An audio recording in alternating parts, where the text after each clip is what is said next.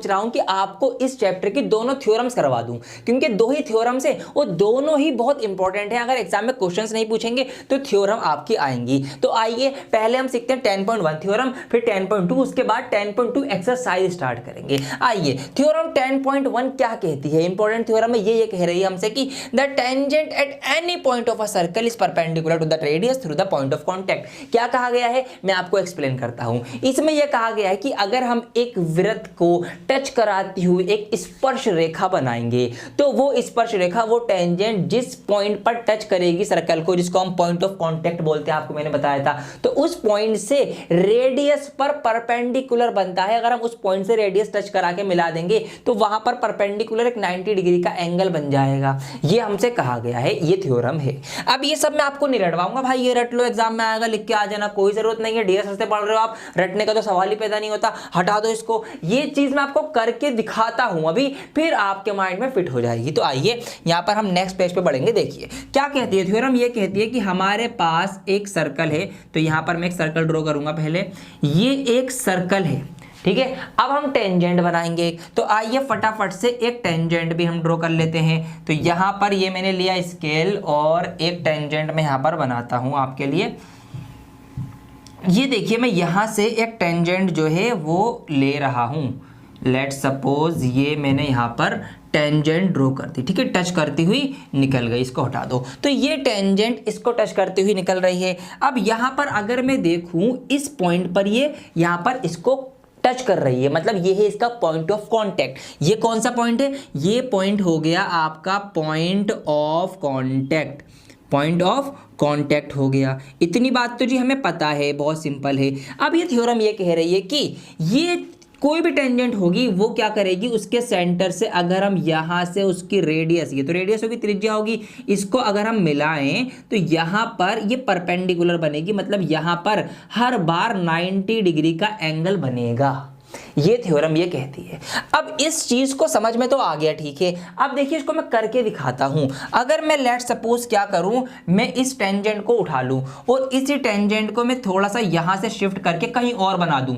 अगर हम मान लेते हैं ये टेंजेंट यहां ना होती, ये टेंजेंट अगर यहां होती, इस जगह होती, ठीक है, इस जगह टेंजेंट होती, फिर क्या होता, आइए देखते हैं। तो फिर ये होता, फिर रेडियस से यहां टच करा रही है, ये पॉइंट ऑफ कांटेक्ट है, तो फिर यहां से जो रेडियस बनती, यहां भी 90 डिग्री का एंगल बनता, ठीक है जी। आइए दोबारा और से आप पोजीशन चेंज करते हैं इसकी। तो इसकी जो जरा सी पोजीशन में चेंज करूंगा, आप मैं इस टेंजेंट को यहां ना बनाकर मैं इसको यहां ड्रॉ कर देता हूं। अगर ये टेंजेंट यहां कहीं पर ड्रॉ हो रखी होती तो फिर क्या होता, ये इसका पॉइंट ऑफ कांटेक्ट होता, और यहां से अगर मैं रेडियस से इसको मिलाता तो यहां भी 90 डिग्री का एंगल बनता।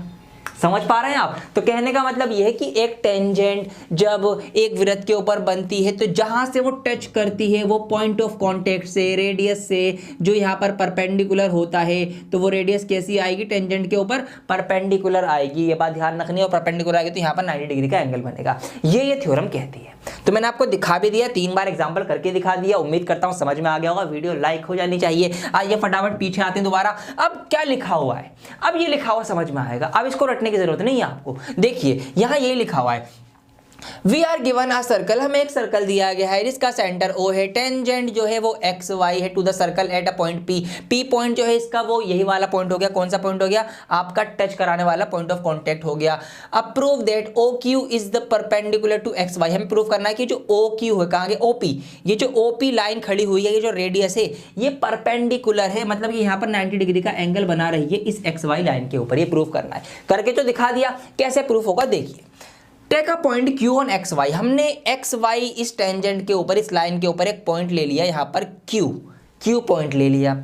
लाई आउटसाइड द सर्कल, सर्कल से बाहर लिया है हमने। अब यहाँ पर रीजन भी लिखा हुआ है, ये रीजन चाहे तो आपको लिखने की जरूरत नहीं है। यहाँ पर रीजन क्यों लिया है बाहर, भाई बाहर हमने इसलिए लिया है क्योंकि अगर हम इसको सर्कल के ऊपर ले लेंगे तो फिर ये ना, ये लाइन इसको 2 जगह कट करेगी, सर्कल को 2 जगह अगर कोई लाइन कट करती है तो वो टेंजेंट नहीं रहती, वो सेकंड बन जाती है। तो ये टेंजेंट ही बनी रही, इसलिए हमने सर्कल से बाहर पॉइंट लिया है। यही बात यहाँ पे लिखी हुई है। मुद्दे की बात, देयरफॉर इसलिए क्या होता है, OQ is longer than the radius. अब आप खुद सोचो, जब ये Q पॉइंट हमने सर्कल से बाहर लिया है तो जाहिर सी बात है इस OP से लंबाई होगा। भाई OP तो हमारी सर्कल तक आ रही है, Q चला गया और बाहर, और ज्यादा बाहर चला गया, तो मतलब ये OP से तो लंबा है। तो यहाँ पर ये बात लिखिए कि OQ is more than OP, OQ जो है वो OP से बड़ी है, ज्यादा है। इस जेड के लिए दिख भी रहा है हमें फिगर में आई। अब since this happen for every points on the line X Y except the point P, ऐसा हर बार होगा जब हम इस एक्स वाई लाइन पर कहीं पर भी कोई पॉइंट डालेंगे सिवाय पी के, पी को छोड़कर, क्योंकि पी को छोड़कर ही पी सबसे शॉर्टेस्ट डिस्टेंस है।